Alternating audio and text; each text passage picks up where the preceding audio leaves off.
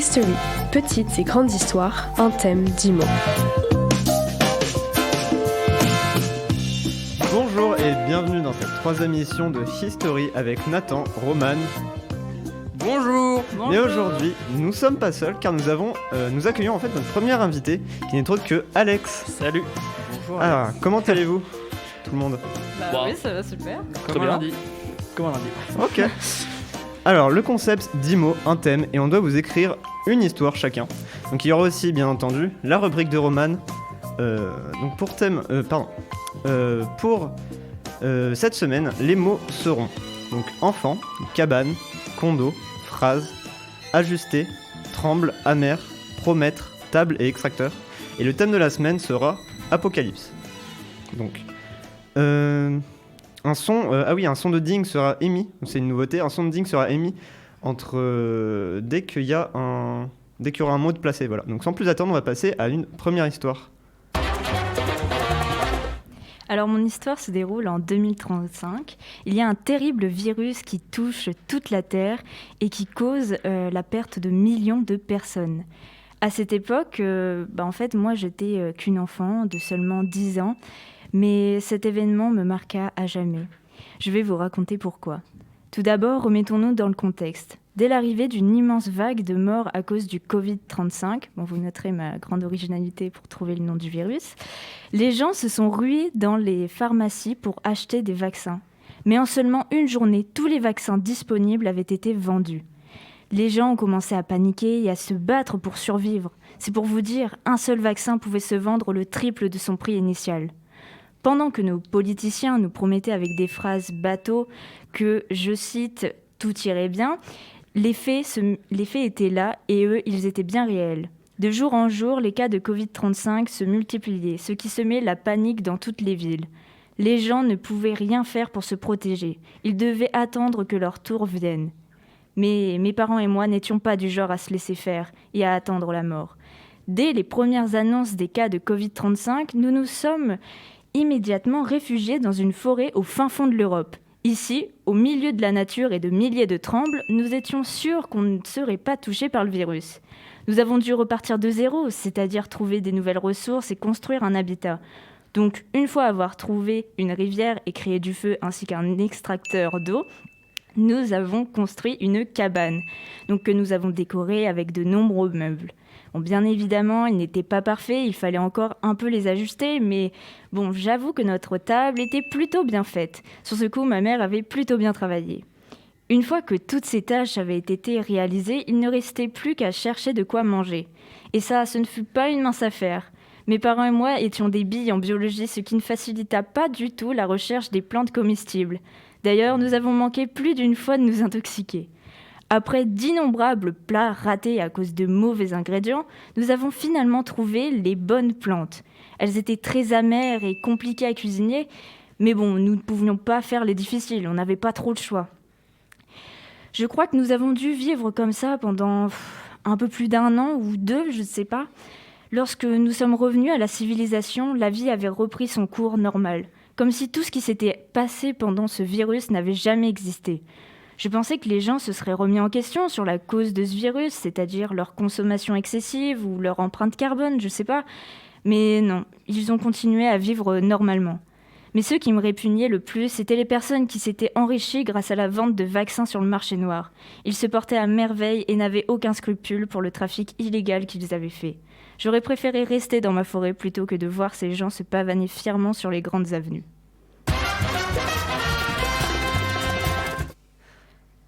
Du coup, l'histoire était vraiment bien. Ah, j'étais trop loin. Donc l'histoire était vraiment bien. Par contre, j'ai une question, moi. C'est des milliers de trembles, c'est quoi? Des trembles, en fait, j'ai regardé la définition sur Internet. Et en fait, des trembles, c'est des arbres européens. Et en fait, normalement, il fallait l'utiliser comme ça. Donc, je ne sais pas si vous l'avez utilisé comme trembler, le verbe. Oui, moi aussi. Comme ça. Donc voilà, parce que je me suis dit, c'est bizarre que le site qui génère des mots aléatoires nous ait mis tremble. Parce que si c'était le verbe, il aurait mis trembler, tu vois. C'est vrai. Donc voilà. Moi, je trouve ça magnifique qu'il y ait un beau message derrière cette histoire. Ouais. J'avoue que je savais pas comment finir mon histoire. Du coup, j'ai essayé de faire une histoire bien, je sais pas. Il y a aussi le fait que c'est toi l'héroïne, enfin tu racontes une histoire comme si tu avais vécu. Oui. C'est cool ça. Ouais. Oui, parce que les autres, j'étais... Ah si, la première, j'étais un soldat qui avait vécu le débarquement en Normandie. Du coup, je parlais aussi à la première personne, mais ouais. Là, je me suis un peu plus incrustée dans le personnage, c'est vrai. Alors, mon histoire, quand je l'ai conçue, en fait, dans ma tête, pour moi, c'était un monde où les humains avaient... Du coup, c'était l'apocalypse, et avaient abandonné l'idée de vivre à la surface, parce que la nature était détruite, etc. Et ce qui s'est passé, c'est que... Et du coup, ils ont commencé à construire des villes souterraines pour survivre. Et le problème, c'est que l'État garantissait de protéger les gens vivant dans cette ville souterraine. Le problème, c'est que longtemps après, presque 500 ans après, les gens se disent « Mais est-ce que au-dessus, ça s'est pas remis ? Est-ce que la nature n'est pas revenue ? Etc. » Et en fait, quand on posait ces questions aux gens, ils répondaient pas. Ils faisaient les muets. Et du coup, il a commencé à se créer des rassemblements révolutionnaires qui voulaient lutter contre l'État et se dire mais nous on veut savoir ce qu'il y a en haut, on veut aller dans les cabanes, on veut voir ce qui se passe à l'extérieur. Et on suit l'histoire d'un quelqu'un, n'importe qui rentre dans cette armée révolutionnaire et qui a le speech de sa formatrice quand il rentre dans cette armée. Donc, je vais vous la lire. L'origine de l'apocalypse provient des extracteurs d'enfants animaux. L'humanité a exploité toutes les ressources disponibles sur Terre. Ils ont donc dû remédier à ça. Des ingénieurs ont créé cette machine dans le but d'exploiter l'énergie vitale des enfants insectes, animaux ou humains en fonction des besoins. Le problème, c'est que si les paramètres sont mal ajustés, le sol se met à trembler. Les gens vivent dans les condos souterrains. On a accès à l'extérieur depuis les cabanes. L'État a promis de nous protéger de l'extérieur. La nourriture est amère ici. Ta chambre est composée d'une table, d'un lit et du nécessaire. Plus tu montes en grade, plus ta chambre est grande. Pour rentrer dans ta chambre, tu as besoin d'une phrase mot de passe. Enregistre-la et rejoins-moi plus tard dans la salle commune. Je vais te montrer les autres locaux. Ouais. En vrai, c'est grave bien. Ça fait penser à un film, mais je l'ai pas. Je sais pas si c'est pas Divergente ou Hunger Games un peu. Enfin, c'est un peu ça. Ouais, voilà, c'est ça. Ça fait un peu penser à... C'est un mélange entre un peu Divergente, un film d'animation qui ressemble à ça, où en fait, des gens, ils ont fait des travaux sur la gravité et les gens ont la gravité inversée, c'est-à-dire qu'ils vont vers le ciel. Et du coup, toute la ville est dans le ciel, sauf que les gens ont eu peur de mourir en s'envolant.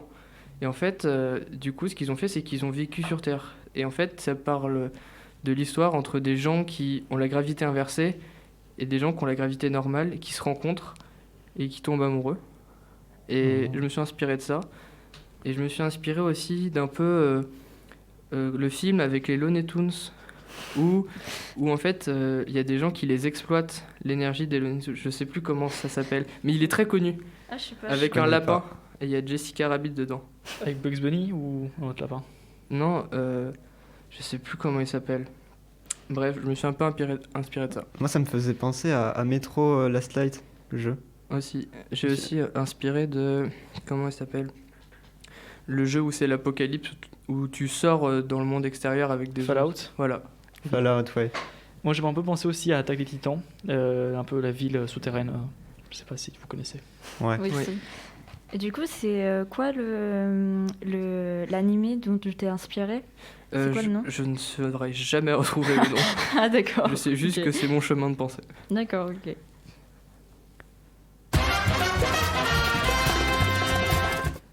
Donc, on va passer à mon histoire. Donc, en 2172, notre civilisation ne tient qu'à un fil, car les ressources de la Terre, comme le charbon, sont presque totalement épuisées. Les gouvernements n'ont pas investi dans les énergies renouvelables, car ce n'est pas rentable. Ils ont donc construit un énorme extracteur de ressources pour puiser les derniers filons de la Terre en son centre. Ce qui dérègle tout le fonctionnement de la planète et crée des catastrophes naturelles telles que des créations de super volcans et des tsunamis. Donc, en ce temps-là, Paris n'est plus que ruines et condos délabrés. La végétation ne repousse même plus. Le seul bâtiment restant est un camp de survivants. Dans ce complexe, des enfants jouent et créent des cabanes avec ce qu'ils ont. Et Ellie est une adolescente de 17 ans qui a grandi dans les ruines de Paris, au sein de ce camp de résistants. Leur objectif est de stopper cet extracteur dans le but de sauver l'espèce humaine. Aujourd'hui, c'est le grand jour. Une réunion se déroule afin de réaliser le projet dont ils parlent depuis des années. Autour d'une grande table, les plus grands dirigeants de cette petite armée d'insurgés font les derniers préparatifs. Il ne reste plus qu'à décider d'un signal pour se coordonner. Le signal de la phrase sera « La nuit tombe ». La victoire n'est pas une option. Nous devons gagner à tout prix. Je ne veux pas de ce goût amer de la défaite en rentrant. Je promets à notre peuple que nous reviendrons vainqueurs, dit Lincoln, l'un des dirigeants. Ils ajustent alors leur équipement avant de repartir et quittent le camp. Leur plan ? Faire 2 équipes, entrer dans le bunker où se trouve la salle de désactivation, tandis que l'autre enlèvera la sécurité sur l'extracteur même. Une fois arrivés, les 2 équipes se placent. Tout le monde tremble. Soudain, Lincoln dit au talkie-walkie « La nuit tombe, tout le monde se met à exécution. » Au final, le plan s'est bien passé et sauve le monde. Pas du tout par manque de temps parce que l'histoire devient trop longue.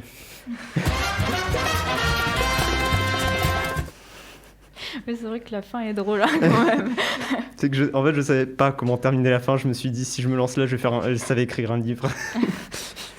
Est-ce que Ellie, c'est la référence à The Last of Us Je ne sais pas. Peut-être parce que j'aime beaucoup ce jeu vidéo. Incroyable. Il parle de quoi ce jeu d'ailleurs, parce que je connais pas du tout. Alors c'est un monde post-apocalyptique où en fait il y a un virus, tout ça. Et du coup ça transforme les gens en zombies. Et donc on suit l'histoire de survivants, mais c'est pas idéalisé, c'est vraiment très réaliste. Et donc du coup pour survivre ils sont obligés de faire des choix qui sont pas forcément éthiques. Donc c'est pas forcément on joue pas forcément les gentils. D'accord, ok. Et donc Ellie est l'une des héroïnes, voilà. C'est un peu comme The Walking Dead. Ils ouais, font aussi. pas forcément les bons choix des fois. Ils font pas les bons choix. Ouais. Ok.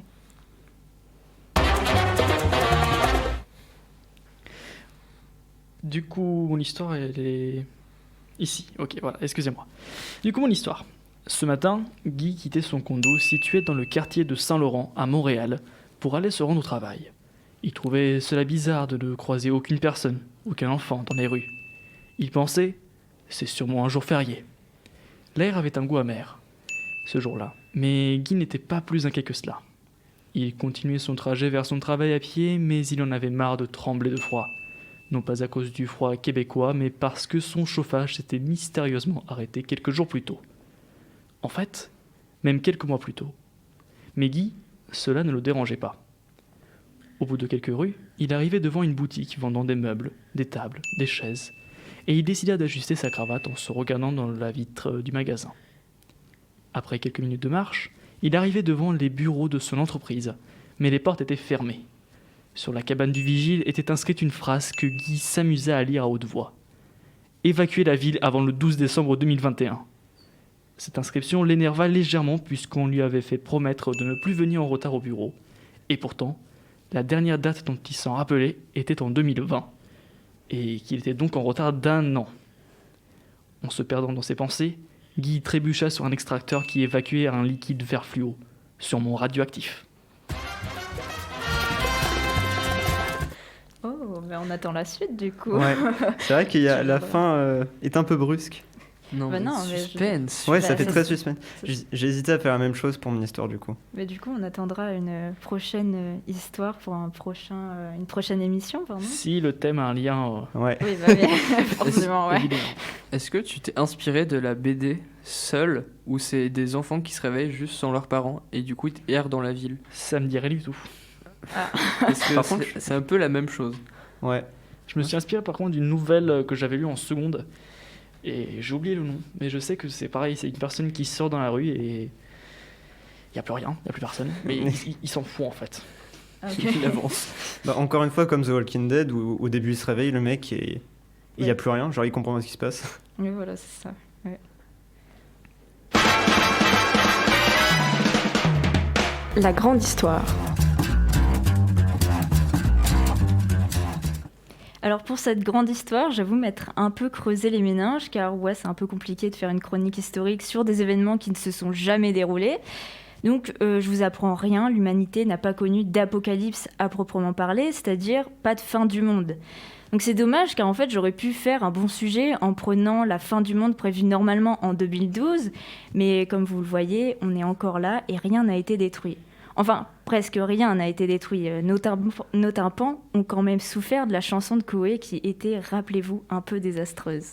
21-12-2012, comme l'ont prédit les Mayas. Dans quelques jours c'est la loose, toi et moi on sera plus là.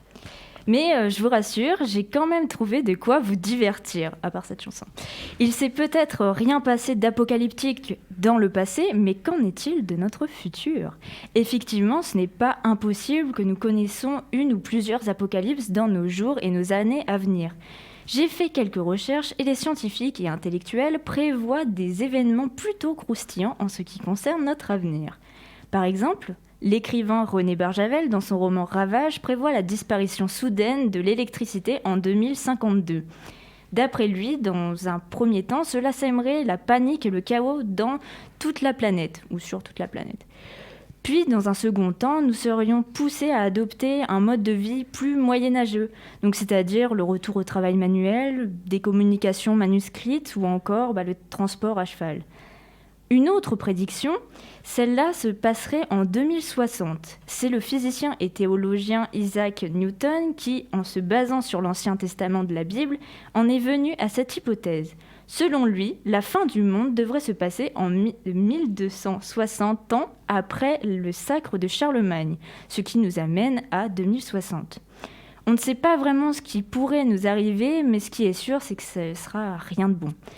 Et pour finir, il y a les théories du Big Chill ou celles du Big Crunch qui ont été émises par plusieurs scientifiques. Donc ce sont des théories qui s'opposent. La théorie du Big Chill prévoit le refroidissement, voire le gel de l'univers.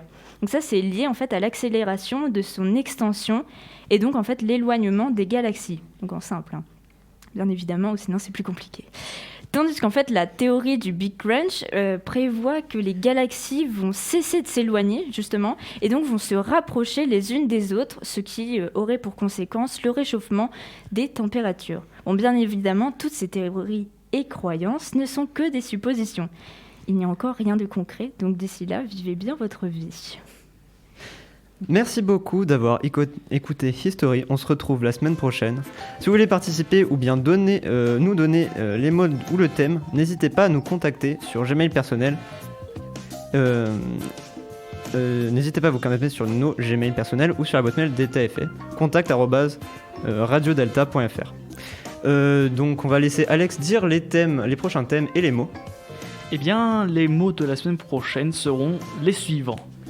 Terminal, ridicule, tropique, magazine, cercueil, résumé, critiqué, zombie, symbole et le dernier cassable.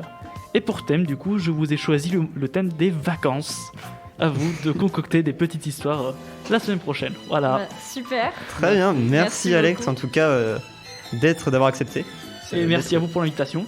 Ah mais de rien, de rien. C'était Romain, Nathan et Roman et Alex. Au revoir. Au revoir. Prochaine. Au revoir. C'était History avec Nathan, Roman et Romain.